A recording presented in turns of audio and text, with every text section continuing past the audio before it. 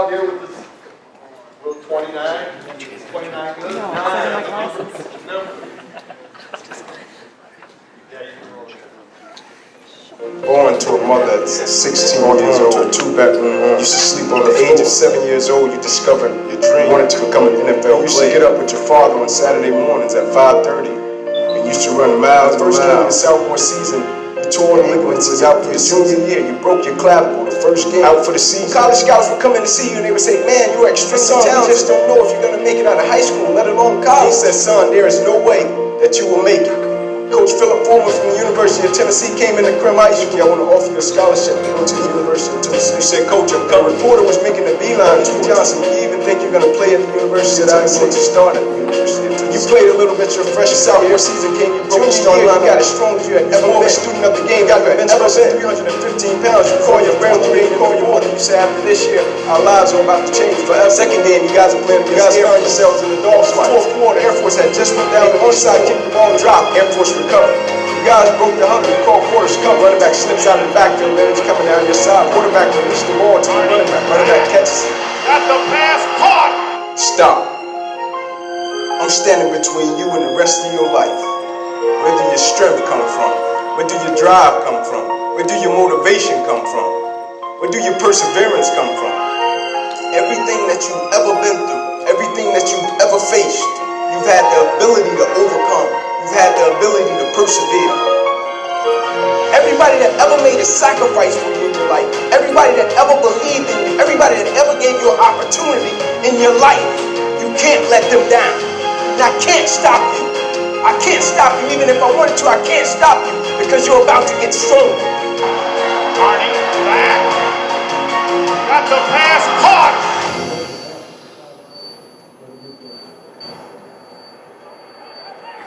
Well, we got a Tennessee player. It's Inky Johnson who's down.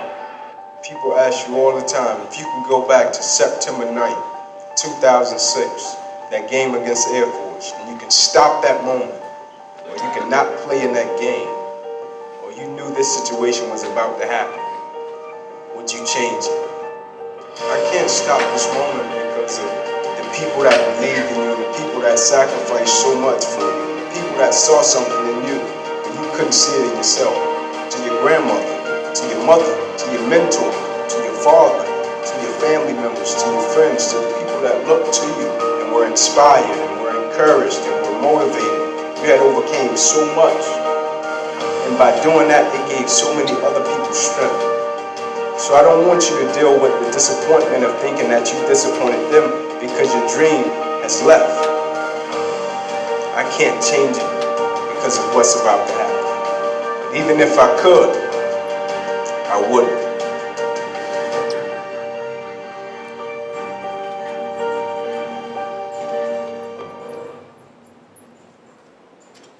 Fellas, I need y'all to get up.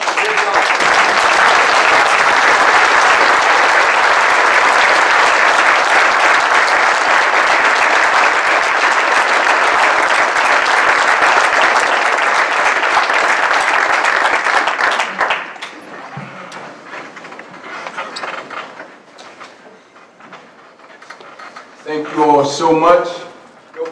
First and foremost, I just want to express my gratitude to Coach, to his staff, to the parents. Thank you guys so much for giving me this opportunity.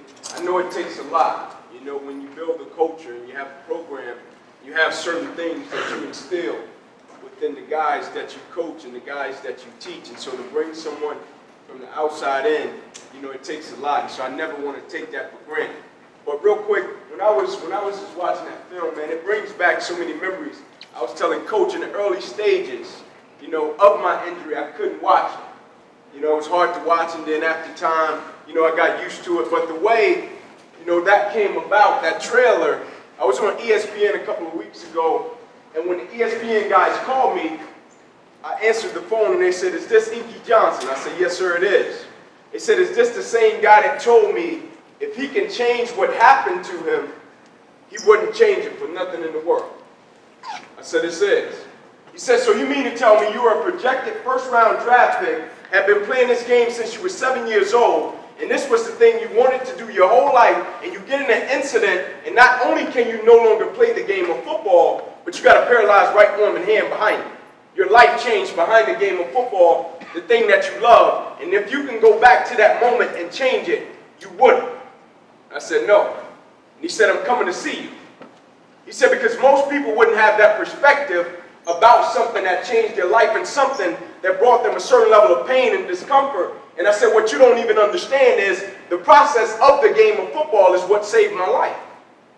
And what I mean by that is the drive, the grind, the dedication, the commitment, the process of it was more important than the result of it. What I mean by that is, can I be committed to the process of the game of football without being emotionally attached to the result of it? You know what courage is? Courage is having the commitment to start something without any guarantee of success, meaning locking in to what you do every single day with the understanding that you're creating a certain spirit that will sustain you for the rest of your life. And so when I went out September 9th, 2006, the way I was able to get up and be at peace with my situation was because I knew I went out giving everybody that ever believed in me and saw something in me when I couldn't see it in myself everything I had. I knew I went out giving every one of my teammates everything I had. I knew I went out giving my coaches everything I had. I knew I went out giving my mentors everything I had. And so that last hit, I gave everything I had.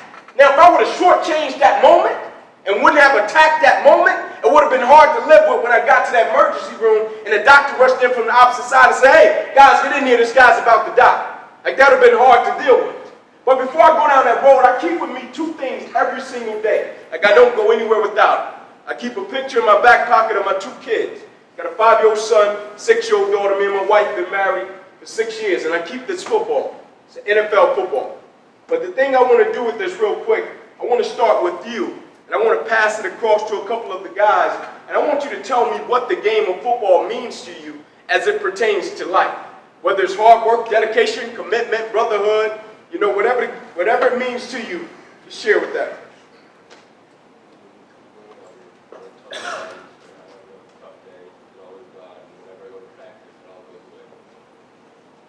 So it's an escape. Yep.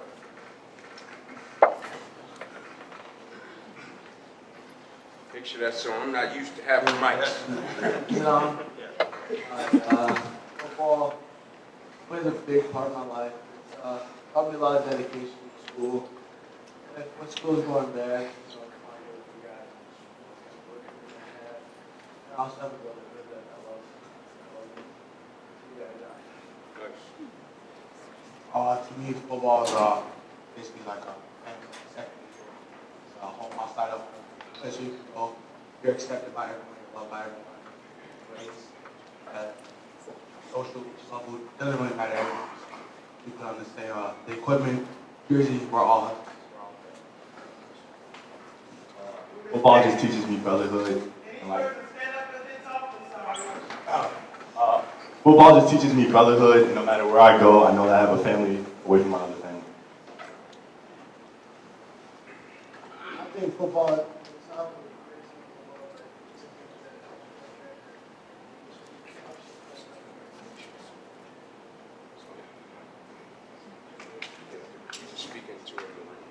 it's working. I think football is more than just a game. It helps you become better, helps build character. A lot of different components to just itself. Y'all love it. Basically, for me, football, sort of like Luke, is just an escape, and it's sort of a way to express your emotions and just leave everything out there, no matter what's been bothering you throughout the day. To me, football is ultimate sacrifice. You come out here and you say that you love your brothers, and I think that sacrifice is something that you have to do every day to prove that you truly love them. To me, football is football is family. What problems I'm going through, like what problems we all got each other's back. To me, football is an escape from like real life. Out here, hey, father, just take it out on the guy across me. That's why I started. Football for me is just more than winning or losing. It's more about, you know, being with my brothers every single day, giving everything that I got, and you know, even if you don't start, you know, like scout team coach always says, just give them always a good look and make sure that everybody's ready to go no matter when. And football to me is about a family. Give them a hand, please.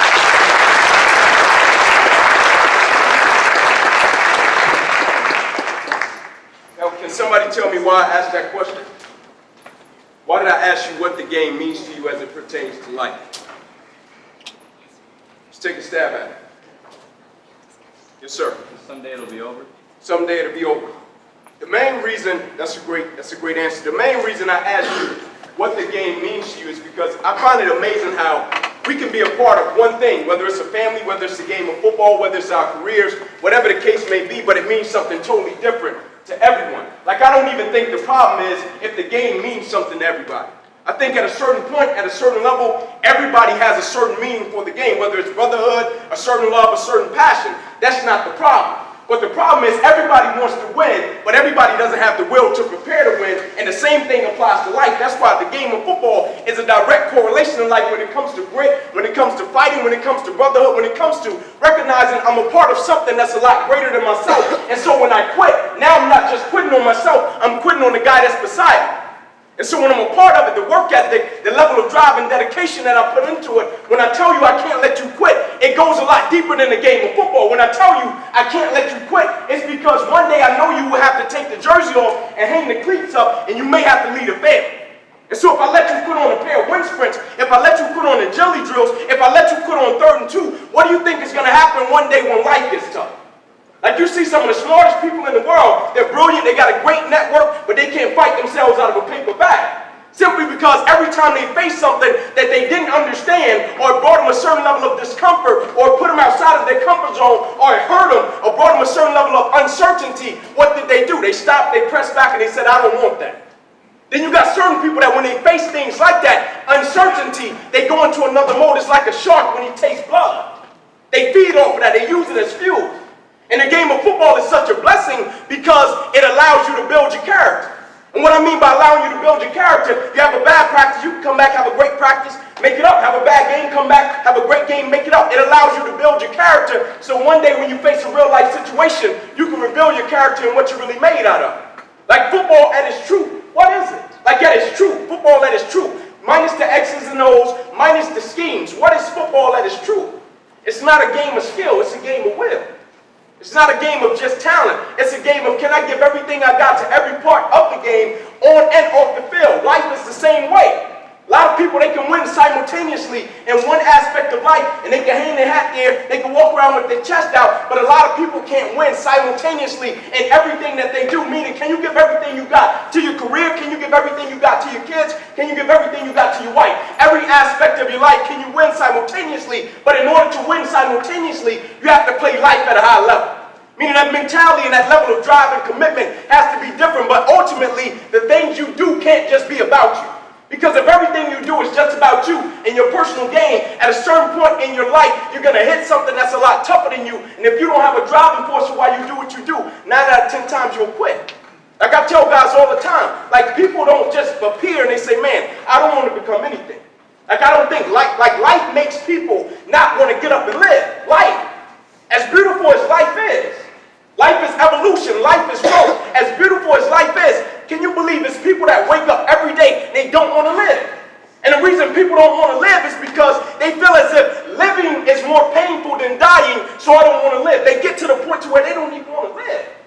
Because they don't have a greater purpose for why they do what they do and why they live their life. I took a kid downtown Atlanta under a bridge. Me and my wife, we got a foundation. We adopted 3 homeless shelters in Atlanta. And so I always take these little kids, 15, 16-year-old kids that are selfish. I take them downtown Atlanta and I let them see right across the street from all these wealthy companies, all these buildings, is people sleeping on a cardboard box under a bridge. And I asked the kid, I said, do you think he planned to be there? Like, do you think when he came of age, he just said, man, you know what? I'm going to go sleep under a bridge. Kid, I don't know. I said, I have a hard time believing he planned to be there. I said, I think, as a matter of fact, he probably started out just like you. He had goals, dreams, aspirations, hopes to do all these great things. He wanted to become something great. But what happened is, it's just like if I set out on a journey and the destination is a goal, a dream, or aspiration, and I start chasing it, and then in the middle of that journey, somebody comes to me and say, hey, man, I know you're going in this direction, but I need you to take a detour. And on that detour, somebody comes to me again and say, hey, I know you're trying to get to that direction, but I need you to take another detour. So much so to where you get to the point to where you say, man, I really wanted that. Like I really wanted a championship. Like I really wanted to become the best possible man that I could become. I really wanted to a great husband. I really wanted to become a great father. But I didn't know I was going to have to go through this in order to make it happen. So more times than not, it's not the destination that gets people. It's the journey and the process that breaks people. It's when people encounter things that they didn't know they were going to have to encounter. And when they encounter it, this is why I love adversity. If you want to see the true character of a person, watch them when they hit adversity. Adversity will always introduce you into who you really are as a person. Like Coach told me, how many games did y'all win last year? 2. I won a total of 4 games my whole high school career. Total of 4. I was won every year. And every time I stepped in between the lines, my drive, it was different. Like, even though we lost the game, I still was able to go out and give everything I had for 4 quarters until it was 4 zeros on that clock, because the reason I was playing the game of football was a lot different. Like, some guys would step on the field and they would say, man, you see that cheerleader, you see the girls in the stands? I would step on the field and I would say, man, I love the way the grass smells. I love the way the grass smells. Like, I love the process of it, because at 10 o'clock, 10:30 at night, I was sitting in the park with my mother after she got done working at Wendy's, and she had me at 16, and she would be sitting in an old beat-up Regal, and her car lights hitting the field, and I'm sitting there doing backpedaling drills, I'm sitting there running laps, I'm sitting there running sprints, and the whole time I'm thinking about, man, I can't wait until I meet my opponent, because I know he's not out working. Every Saturday morning, I'm up 4 o'clock, 4:30 in the morning, running 2 miles to a fire station, 2 miles back home. I never played a video game in my life. Never had any interest in it. Because I understand about life, the harder you work, the harder it is to surrender. And that's in every aspect of life. That's not just in sports. The harder you work in a marriage, the harder it is to let it go. The harder you work at your career, the harder it is to let it go. You know why people quit and why people make excuses and why people wave the white flag at life and they surrender? They don't have any sweat equity invested in the things that they do. But the moment you got sweat equity, you got a certain level of pride in the things that you do, when you hit opposition, when you hit a challenge, and when you hit adversity, you're going to say, man, I put too much time, too much sacrifice, too much dedication, too much commitment into this. I can't quit not right now. You might catch me 10 years from now. You might catch me 15 years from now. But you're not about to catch me when I've been working and when I've been sacrificing and when I've been dedicated to something. Ultimately, you're not about to catch me and make me quit when I understand that I'm a part of something that's a lot greater than myself. And we can take that to every aspect of life, not just the game of football. Every day you wake up, your existence is a part of a lineage that came into this world before you. And what I mean by that is family members that came into this world before you. There will be a generation that comes into this school after you. And so while you're a part of it, can you leave everything that you touch better than you found it? Like, everything that you're a part of, it should never be the same. After you get done with it, automatically, the standard and the expectation should be raised. Nothing that we do, we should just go through the flow. Because the thing about life, every day we get better or we get worse. Every day we get smarter or we're lacking. With the situations and the things that we encounter, and sometimes people hit it and they say, man, I'm going to just try to get around this. A guy told me the other day, he said, Inky, I know you preach this thing about going all in and everything that you do. I know that's your MO. I know that's what you talk about. He said, man, Inky, the other day I was trying to kick it in gear. It was a guy at Texas A&M. Inky, I was trying to kick it in gear. NFL prospect. I was trying to kick it in gear, Inky. I was trying to give everything I had to it, and I just couldn't take it there. Like, what's the button on the game? The X button or something? When you go and the guy just speed up, the burst, right? He was trying to do the burst, and he couldn't do the burst. And I said, listen, I said, I don't even know you. I said, but I bet I can tell you why you can't do the burst. I don't even know you. I said, but I bet you're the type of person that when it's something that you like and it's something that's easy, oh, I'm all in, I love it, let's go. But when it's something that challenges you, something that pushes you outside of your comfort zone, you try to find a way to get around it, cut a corner. But I got news for you. If it doesn't challenge you, it won't change you. If it doesn't challenge you, it won't change you. And so the point when the light bulb goes off and you say, man, I should be giving everything I got to everything I'm a part of, the brain is a 2-million-year-old machine. It adapts to you. It tries to automatically protect you. And so when you get in a situation or an environment that's uncomfortable, your brain tries to protect you. And so what his brain was doing when he was trying to kick it in a gear that he had never been to before, his brain was saying to him, you know you don't work like that. Like, don't play yourself. You know you don't go hard like that. Like, you're lying to yourself. And so the reason I say don't cheat at whatever you do, the reason I say it is because the method behind the madness is this. If you got a goal, a dream, or aspiration, or something be all in at it, you're going to sacrifice, stay dedicated, stay committed, you're going to flat out go and get it. Right? And it comes time for it to manifest, and you have given it everything you got. And it comes time for it to manifest, and it doesn't manifest the way that you want it to manifest, I can wipe my hands and I can say, okay, I guess it wasn't in the cards for me. What's next? But the thing I can't do is say, man, this is the goal, this is the dream, this is the aspiration, these are the things that I want to do with my life, and I start cheating. And I start cutting corners, and then it comes time for that dream, that goal, or that aspiration to manifest, and it doesn't turn out the way that I want it to turn out. And I say, man, why didn't I get what I worked for? Knowing I didn't work for it. And you know the amazing thing? We got people that live in the world every day and they expect results that they haven't even worked for. Like, I got news for you, man. You can lie to a coach, you can lie to a teammate, you can lie to a parent, you can lie to a mentor. But the one thing that will not give you what you haven't worked for is the grind. It knows how much blood you shed it, knows how much sweat, how much sacrifice, how much dedication, and how much commitment. People are rewarded in public for what they practice in private. Period. And the whole time in life, you got to live with the thought of, what if I gave everything I had to? Just what if? Just think about the mentality that you will possess if you gave everything you had to everything that you were a part of, even if it didn't turn out the way that you wanted it to turn out. Like, we get to the point to what's more important, who I become as an individual or what I acquire. Like, you can get trophies, you can get rings all day, but if you're not the right type of person, and what I mean by the right type of person, if you're just a jelly bean, if you're hard on the outside but hollow on the inside, what good is it? Because if you get it, you're not the right type of person anyway, you won't be able to keep it. And so when I'm talking about the game of football, I want people to understand it's a lot more important than just the game of football. September 9th, 2006, I went at the game the same way. I prepared the same way, pre-game ritual the same way, came out, second game my junior season, rejected first round, supposed to be a multi-millionaire after this year. I go out, I make a tackle in the fourth quarter, it's a little bit over 2 minutes left in the game. Anybody that knows the game of football, 2 minutes, yeah, you get into some 2-minute drills where the game might come down to the line, but more times than not, when it's 2 minutes left, the game is about over. And the guy comes down the sideline, catches the ball, I go to hit him. You know the crazy thing? It wasn't even my guy. Like, it wasn't even my man. I had my guy. I had my responsibility. My best friend was getting beat. I could have easily faded off my guy, went down the sideline, let my best friend catch him, tackle him by his legs, but I told my teammates in the tunnel, your guy becomes my guy. I'm a part of something that's a lot greater than me. And so if you're getting beat, it's my responsibility to go and get it. And I know how to play the game of football. I could have hit the guy low. I could have rolled tackled him. I could have hit him in his hip. I could have hit him on his ribs. But I'm a straight shooter. I tried to knock his face off.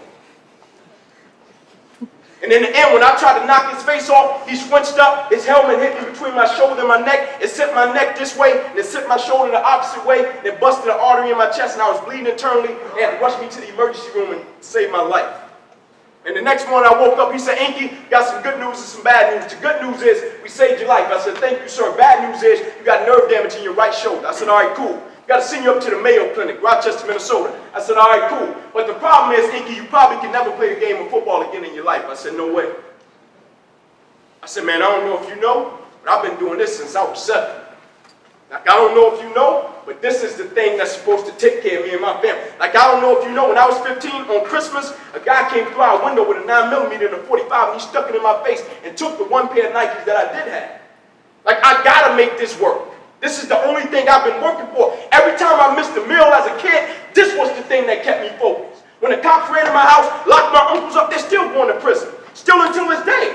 When they got locked up, I never touched a drug. Because I saw the collateral damage of what it did to my family and what it did to friends. Like, when you commit a certain action or a decision that's detrimental to not only you, now it affects children and their children, it's detrimental and it's collateral damage. I saw the collateral damage of everybody's decisions. That's why sometimes in the inner city, you got a vicious cycle. Because the father is missing, then that father is missing, then that father is missing behind the same decisions. And when it happened to me, I said, man, you don't understand. Like, this has to work. My career can't end. I worked hard. I never cheated. Like, I never came up short of a line. Like, guys come to me, young guys have the nerve to come to me and they say, man, you telling me you never cheated? I said, you telling me you have? Like, I was taught that's the worst thing a person could ever do. That was just how I was raised. The worst thing a person could never do is look in the mirror and lie to himself. That's the number one rule. And so when God asked me, you telling me you never cheated? I said, you telling me you cheated? Like you're telling me you actually did something and looked yourself in the mirror and acted as if you gave everything you had to it, knowing deep down in your soul and in your heart and in your spirit, you did? How can a person live that way? I said, man, send me up to the Mayo Clinic. My career can't be over. I worked for it. And I was taught hard work pays off. Like I've never been the biggest, fastest, strongest. Like I got 2 stars in January. Signing day, February. I wasn't this big time recruit. The only thing I had was my last name and my work ethic. That was it. That was all I needed. And when they sent me up to the Mayo Clinic, doctors came into the room. Inky, here's the deal. You torn all the nerves in your brachial plexus. I said, what's that? It's the nerve roots that go from your spine, controls your shoulder, your arm, and your hand. You've torn them at all levels. Son, you can never play the game again. So we hate to tell you, your arm, shoulder, hand, never be the same again. I was right-hand dominant my whole life. Here are your surgery options. Take a muscle out of the back of your left leg, plug it into your right arm, possibility weak left leg, weak right arm the rest of your life. Take a nerve out of your left arm, reroute it up to your chest, down to your right arm, possibility 2 weak arms the rest of your life. Take a nerve out of your left rib, reroute it up to your chest, down to your right arm, possibility breathing problem, weak right arm the rest of your life. Tell us what you want to do at 8 o'clock in the morning. I ain't no speaker. I'm a servant. Like what I went through was real. Like you have people in the world, they speak about things that they've never faced. Everything I went through was real. And so I took it, I processed it, and I had to figure out how can I use the things that I encounter to add value to the world and to the people that I come in contact with to leave them better than I found them. And so the next morning I walk into the doctor's office, what's your option, Ink? What did you choose? I said, no disrespect. I'm not choosing an option. Cut me where you got to cut me. I guarantee you, if I don't die, I'll be fine. They said, man, you got to choose an option. I said, no disrespect to you, I'm not choosing an option.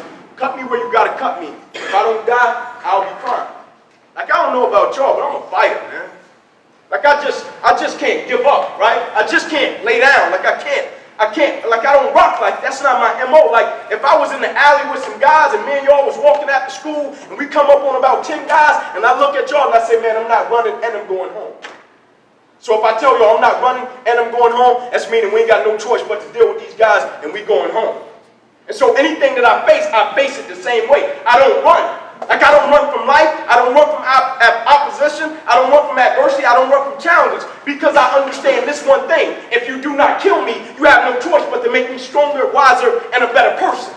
And so you have to take my life before you take my job. But everything I approach it with the process of elimination. You know how when you take a test, the teacher tell you, use the process of elimination. That's how I deal with life. And my process of elimination is easy. I'm not quitting. I'm not making an excuse. And I'm not giving up. And so now I have no choice but to press forward. And they went through and they cut me 6 times down my left eye, 1 time across the left side of my neck, 1 time across the right side of my neck, twice through my right ribs, cut out my right pec, from the bottom of my armpit down to the bottom of my hand. They put 350 staples in my body. They bandaged me from my neck to my knees. Life changed. I've been right-hand dominant my whole life. This same right arm was the same right arm. I used to bench press 315, 325 pounds with. I used to run a 4.38 and 40-yard dash. Now I can't even use it. And the doctor comes by me, hey man, you're going to be in this hospital next 40, 60 days, Inky. We're going to get to know each other really well. On the 3rd day, we was walking out of that joint. We walked into the double doors. As the double doors was opening, the doctor looked at me. He said, man, you broke a record. How did you do it? I said, I didn't have the right. He said, you didn't have the right? What do you mean? I said, I didn't have the right to stop. Like I didn't have the right. You ever saw people, when they go through things in life, they feel like they got the right to make an excuse, got the right to point the finger at somebody, play the blame game, they got the right to quit, got the right to surrender. They got the right because they faced something that they weren't expecting and they didn't understand it and it put them outside of their comfort zone. Like I got news for you, man. Everybody in this room, no matter how smart you may be, no matter the level that you rise to in life, no matter how wealthy you may be, no matter your network, no matter what it may be, at a certain point in all of our lives, we were the product of someone else's belief. Meaning there were certain times in all of our lives where somebody saw something in us when we didn't see it in ourselves, and we took that level of belief to let it propel us into the next dimension of our lives. And so when we face a little bit of adversity, when we face a piece of opposition, does it give us the right to really quit? Like it's outright disrespectful disrespectful to quit on people that believed in you and saw something in you when you didn't see it in yourself. What if they would have quit on you? What if when you came to them and told them, hey, I got this little dream, they said, forget your little dream. You ain't gonna do nothing, you ain't gonna be nobody. What if they did that to you? What about giving people a return on their investment that invest in you and see things in you and help you along the way because they don't have to do it? That's what I'm talking about when I say have a greater purpose for why you do what you do. So when you face things that are a lot tougher than you, you can pull from different sources. You can pull from a coach. You can pull from a parent. You can pull from a teacher. You can pull from a mentor. You can pull from all these people to help you get through your rough patches in life. And the quicker you understand all of the things that you do and all of the things that you are a part of, it can't just be about you. Because I guarantee you, if everything you do is just about you, you're going to hit something, man. And you're not going to understand it. It's going to be a lot tougher than you. And you're going to think you can get through it and power through it. It's just going to wear you down day after day until the point you say, you know what? I'm done. I quit. And the next week, I was back at practice with my guys. Eric Berry went first round, fifth pick, Kansas City Chiefs. When he came out, highest paid safety in the NFL. He went backstage. He called me. He said, Inky, I'm wearing number 29. That was my number in college. He said, I'm going to wear number 29 in honor of you. I said, you don't have to do that, man. You played, you're a great player. You don't have to do that. He said, no, you don't know what you did for me. And you know the moment he was talking about when he said, you don't know what you did for me? After my surgery, when I went back to practice with my guys, one day we were in the sand pit. He didn't even know I was there. I got a customized Dunjoy sling. I still have my staples in my body. And he was in the sand pit, and he was a leader. He was a captain. And so he was yelling down the line for guys to get ready. And when he looked down the line, he connected eyes with me. And I said, you better not let me beat you. And the trainers came to me, Inky, go home. I said, I can't go home. I made a vow to something that was a lot greater than myself, my guys. And so if I go home, I'm quitting not only on myself, I'm quitting on everybody that ever believed in me and everybody that ever did something for me when they didn't have to. You know the way I got signed up to play football? Like me and my cousins used to play tackle football in the street. Like we would be bloody. We were bloody the day a coach came down the street, first white guy I ever met in my life.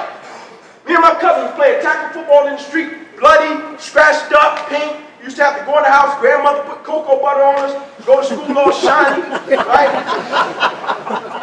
And we're sitting here and we're playing tackle football in the street. One night, sun is going down, a blue pickup truck coming down the street. My uncles used to be on the corner selling drugs. As soon as this blue pickup truck comes, it parks on the side of the street, out gets this white guy. My uncles take off running. My Uncle Bobo, he's serving 40 years in the federal penitentiary, right down the street from my house, right now. He took off running. He said, Ink, don't talk to him. Saying to me, that guy gotta be the cop. Coach Trey, nicest guy in the world, walks up, middle of the game. Hey, man, you guys like to play football on grass? I stepped up, I said, yes, sir. He said, will you go in the house and get a guardian? My Uncle JJ was there. He had just married into the family. I go in the house. I said, Uncle, man, it's this guy outside. Will you please come talk to him? He asked him, would we like to play organized football? My uncle said, sure. Uncle comes outside. Coach Trey said, would you like to sign these kids up for organized sports? We got a park across town. My uncle said, yeah, but I hate to inform you. His mother doesn't have the money. Neither do I. Like, we just don't have the money. That's why they're playing out here. Coach Trey said, don't worry about it. He said, y'all get him to the park. Not only will I pay for him, I'll pay for all of them. Pay for every single one of us to play ball. On Christmas, my mother couldn't afford to buy me anything. That same coach buys me drawers and socks. He started when I was 7 on Christmas. I'm 30 years old. He still does it until this day. The same coach, when I almost lost my life, after my surgery, I looked up. You know, it was the first one on my mother's shoulder. I get emotional when I talk about it. You know, it was the first one on my mother's shoulder. The first white guy I ever met in my life, crying his eyes out on my mother's shoulder. And so you think when I hit something that I don't understand, I'm going to quit? You think I'm going to stop? You think I'm not about to get up and live life to the fullest and give everything I got to it? That's why when I say I don't need a reward to get going. Like I don't need something dangled in my face. Like I don't need, hey, you go hard, you'll get this. The only thing I need every single day is my 86,400 seconds, my 24 hours, and I'm going to flat out go and get it. The only thing I need is breath in my body, and I'm going to flat out go and get it. Because I understand my purpose and why I live my life. People tell me all the time, Inky, why do you still talk to high school? They say you don't even have, man, you're on ESPN, you talk to the NFL, you still go to high schools. Why do you go to high schools? I said I go to high schools because it's my responsibility, because somebody did it for me, so I got to do it for another young cat. That's why I do it. Like when I say I'm not just a speaker by protocol in the world. They call me inspirational, motivational. At my core, the person that I am a servant. Every day of my life, I get up and I live my life to make other lives better. Because I understand the things that I went through wasn't a coincidence. I understand nothing catches God by surprise.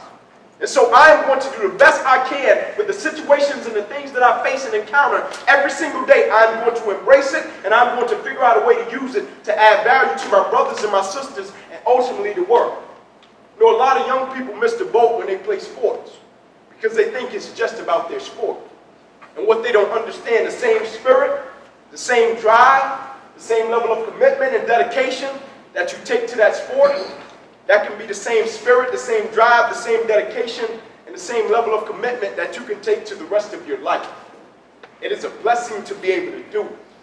Believe it or not, it's people all around the world that would love to have the opportunity to be in your shoes and do what you do.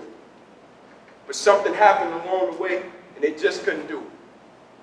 We have people that get up every single day, and they take the things that they're able to do for granted.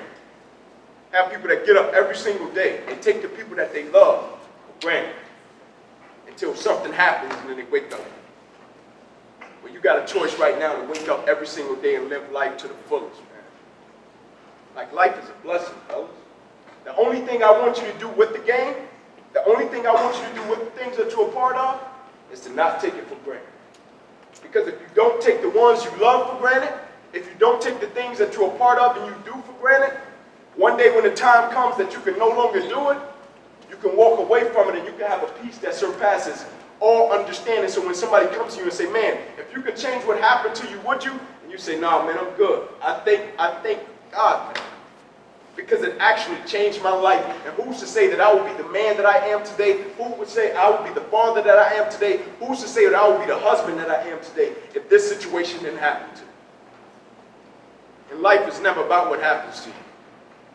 It's about how you respond to what happens to you. At a certain point, we have to get to the point to where the fire around us doesn't burn higher than the fire that's inside of us. Keep that flame burning. And every single day when opposition tries to put that flame out, use it as fuel. When adversity tries to put that flame out, use it as fuel. When people's opinion try to put that flame out, use it as fuel. And you never let someone's opinion of you become your reality. Get to the point to what I say to you is not as valuable as what I say to myself. It's a thing in the world called extreme ownership. And what extreme ownership is, I'm not blaming. I'm not blaming a circumstance. I'm not blaming a person. I'm not blaming anything. If it is to be, it's on me. And I'm going to live my life that way every single day. Young people, don't take it for granted. You got something that's special. Give everything you got to everything that you're a part of and watch the spirit that you will create for the rest of your life. That's my time. God bless you. Thank you.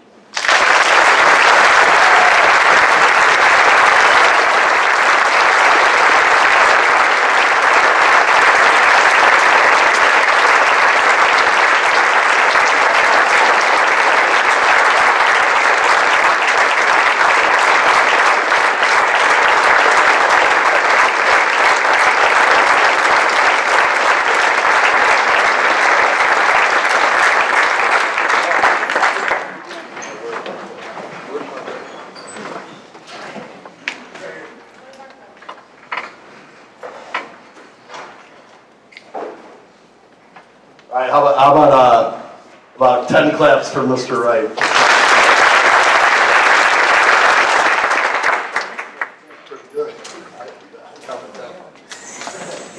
As I said before, hopefully the video didn't catch me crying a bunch of times, but I just told Inky, I think he was better live than he is on video.